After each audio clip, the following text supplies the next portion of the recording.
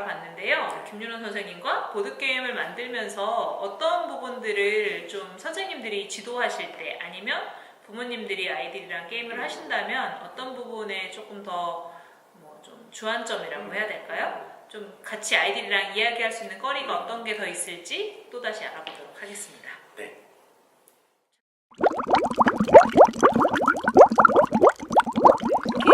보드게임 함께 진행해봤는데요. 하다 보니까 저도 약간 궁금한 점들이 생긴 게 있었어요. 아까 저희 보물 카드 중에 보물을 저희가 직접 정하는 보물 카드가 있었잖아요. 근데 아까는 김윤원 선생님이 정해주신 보물을 같이 저희가 공통의 보물로 해서 했었는데 이거를 게임을 함께하는 모든 플레이어가 같이 합의를 해서 하는 건지 아니면 각자 나는 이 보물 할 거야 아니면 다른 사람은 나는 이렇게 조합해서 할 거야 이렇게 할 수 있는지 좀 궁금합니다. 각자가 이제 여행을 했다면 더욱 좋을 것 같고요. 네. 여행을 하는 곳에서 본 보물들을 하나씩 난 이 보물을 정하고 싶고 여기에 자원카드를 이걸 하면 좋겠어 하고 이야기를 돌아가면서 해서 각자의 보물을 하면 제일 좋고요. 만약에 그게 좀 어려워 보인다면은 모두 공동의 보물을 정해서 게임을 해도 됩니다. 이 게임에서 개방성이 좀 많이 있어서요. 룰 같은 거는 합의하에 서로 바꿔가면서 할 수 있습니다. 우리가 직접 만들어가는 게임이 될 수 있는 네, 맞습니다. 평소에는 조금 중요하지 않다고 생각했던 것들도 그 게임 안에서 보물로 선정하면서 이게 내가 왜 그걸 보물로 선택했는지에 대한 걸 친구들 아니면 함께 플레이하는 가족들에게 좀 뭐라 그래야 될까요? 설득을 해야 되는 경우들도 있다 보니까 이 자원이 왜 필요한지를 또 얘기하려면 아까처럼 검색을 해서 알아봐야 될 수도 있고요. 이 게임에서 주요한 구성품 중에 하나였었는데요. 주사위였습니다. 주사위가 어떤 때는 태풍으로 모든 플레이어가 카드를 교환해야 되는 경우도 있고 스 카드를 얻기도 하고 뭐 배가 제가 한번 나왔는데 안 나온 걸 한번 볼까요? 자원 카드 3개를 얻었는데 표류 바다에 있는 섬이나 한 곳에 표류를 할 수 있는데 나는 표류하고 있어. 게임에서는 2회 휴식으로 휴식 할 수 있고요. 자연보호자 꼭 필요한 존재죠. 섬에서도 그러면 자원카드를 획득을 할 수 있습니다. 자원카드 몇 장? 3장. 3장? 아니 5장입니다. 자원보호자는 무려 자원카드 5장을 얻을 수 제일 있습니다. 많이 획득을 할 수 있는 쓰레기. 그쵸. 요즘 바다 쓰레기가 굉장히 문제가 되고 있는데 예전에 저도 사연이 왔었어요. 바다에 있는 학교인데 선생님이랑 둘이서 바닷물에 떠밀려온 쓰레기를 치우고 있다. 이렇게 떠밀려오는 좋은 보물이 아니라 쓰레기가 오시는 곳이기도 하죠. 이렇게 발생하면 반대로 자원카드를 3장을 내야 됩니다. 3장을 빼앗기기도 하네요. 이걸 통해서는 바다에 일어나는 다양한 요소들, 일어날 수 있는 현상들도 이해할 수, 자연스럽게 이해할 수 있는 주사위. 주사위 6면에 각각 다른 내용들이 있는데요. 태풍은 카드 전체 교환, 쓰레기는 자원카드 3장을 빼앗기는 것, 그 다음에 여기 배는 자원카드 3장을 다시 얻는 것, 그 다음에 표류는 2회 휴식, 찬스 카드는 찬스 카드 더하기 1장 이렇게 되어 있고요. 그리고 또 하나는 자원보호자가 있었어요. 자연보호자가 있습니다. 자연보호자는 무려 자원 카드를 5장 얻을 수 있습니다. 이 보드게임 개발하실 당시에 이런 보드게임을 왜 만들어야겠다라고 하는 생각이 있으셨을 것 같아요. 그리고 또 이게 저희가 약간 교육용으로 개발을 한 거다 보니까 교육을 하시는 선생님들 그리고 아니면 집에서 아이들하고도 조금 의미 있는 보드게임 하시려고 하는 부모님들이 어떤 점에서 조금 염두에 두고 아이들이랑 이걸 좀 게임을 해보면 좋겠다라고 하시는 것도 있을 것 같아요.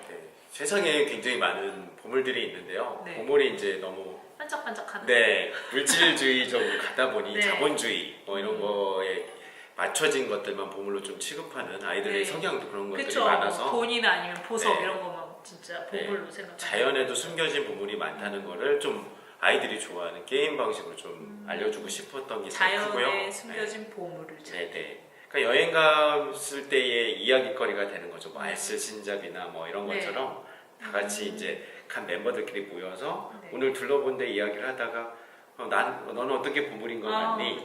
보물을 생각하는 다양성도 이해할 수 있을 것 같아요. 그러네요.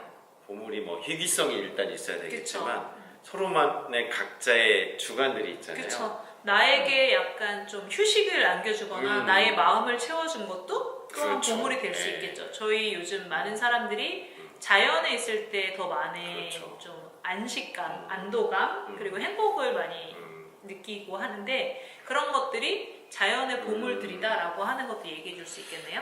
맞아요. 다른 사람의 다양성을 인정할 수도 있고요. 네. 그리고 그 친구의 이야기를 듣고 아, 나는 보물인 줄 몰랐는데 보물로 또 알 수 있는 계기가 될 그렇죠. 수도 있습니다. 서로가 또 이제 중요하게 생각하는 게 다름도 서로 알 수 네네네네. 있겠네요. 네. 보물의 개념을 가볍게 여행 이야기를 하면서 해보다가 네. 이번에 게임을 통해서 한번 같이 네. 보물을 좀 더 찾아가 보자 하고 해보면 네. 그게 좀 그때의 여행 기억과 함께 그렇죠. 게임의 재미가 함께 도울 것 같고요. 네. 이 게임을 그래서 가족끼리 여행 가서 섬이나 바닷가에 가서 네. 같이 거기서 봤던 보물 이야기도 하면서 해봐도 재밌을 것 같아요. 네. 교환을 잘해야 됩니다. 내게 필요 없는 카드는 상대에게 주고, 그러니까 보물도 나에게는 보물이지만 나에게는 자원이지만 아닐 수 있는 것들이 있잖아요.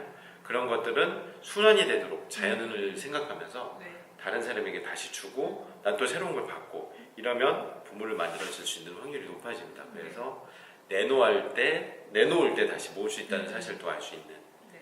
그런 개념이 들어가 있어서 제가 또 다른 질문이 하나 네네네네. 있습니다. 저희가 지금 게임 진행했던 방식은 보드게임 설명서에 있는 방식인데요. 사실은 하나의 게임을 하나의 목적으로만 활용하면 좀 아쉬울 경우가 있거든요. 보드게임도 좀 가격이 있다 보니까 만약에 학교에서 선생님이 이걸 다른 방식으로 좀 더 활용해보고 싶다라고 하시면 또 다른 방식이 있을까요?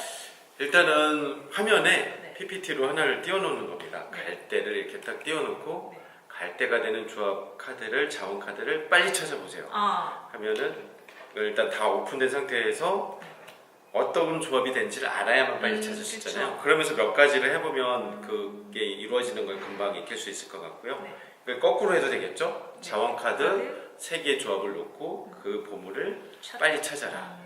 그렇게 해서 1차로 몸을 풀어보고요. 네네. 그 다음에는 카드 뒤집기 게임처럼 여러 카드를 자원 카드를 놓고 여기 이제 관광객 카드나 뭐 주사위 카드는 빼고 자원 카드만 전체 뒤집어 놓고요.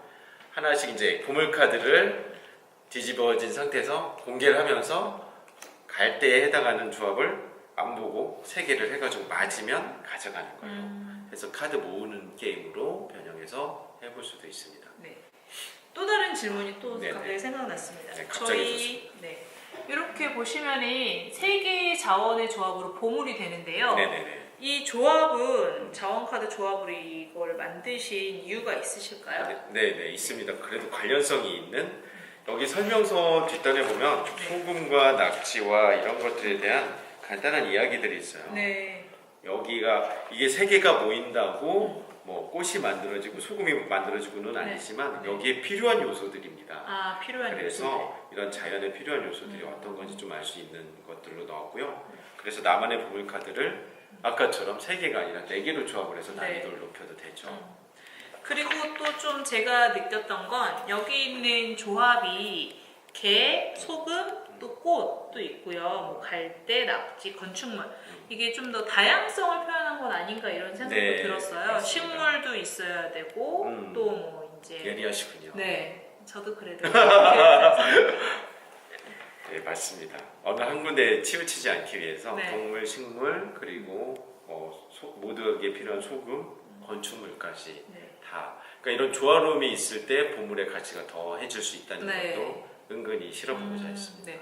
그래서 섬 안에도 어느 한 자원, 어느 한 보물만 가득하다라고 하면 보물섬이 되게 어려울 수 있겠죠. 그래서 네네. 다양한 식생, 다양한 동식물 이런 것들이 있을 때 그 섬의 가치가 더 높아지는 네네. 보물섬이 된다라고 하는 의미까지 담고 있습니다. 이 룰을 조금 더 바꿔서 약간의 필수 보물을 정하고요. 해당화는 꼭 모아야 되는 보물 카드로 하고 나머지는 그림과 상관없이 조합만 맞으면 그 어느 조합이든 하면은 채워지는 걸로 또 응용해서 해봐도 됩니다. 네.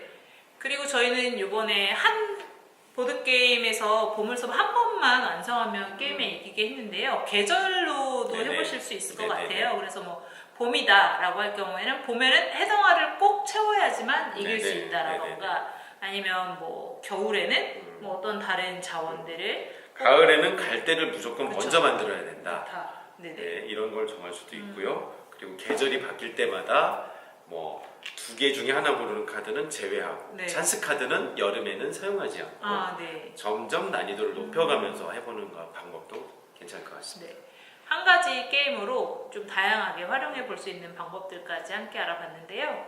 여러분들 지금 이제 여름방학 아니죠. 겨울방학을 앞두고 있는데 아이들 겨울방학이 긴 만큼 집에서도 좀 무료해질 수 있는데 이런 환경의 주제를 담은 보드게임 진행해보면서 좀 우리의 삶의 다양성, 보물들이 어떤 게 또 있을지 네, 같이 일상의 보물들도 네, 찾아보는 것도 얘기해보면 괜찮겠네요. 좋을 것 같습니다. 오늘 보드게임 보물섬 영상은 여기까지고요. 네. 앞으로도 힘나리TV 계속 좋아요와 구독 부탁드리도록 하겠습니다. 네. 힘나리 TV 보면 여러분도 힘나리 힘! 네.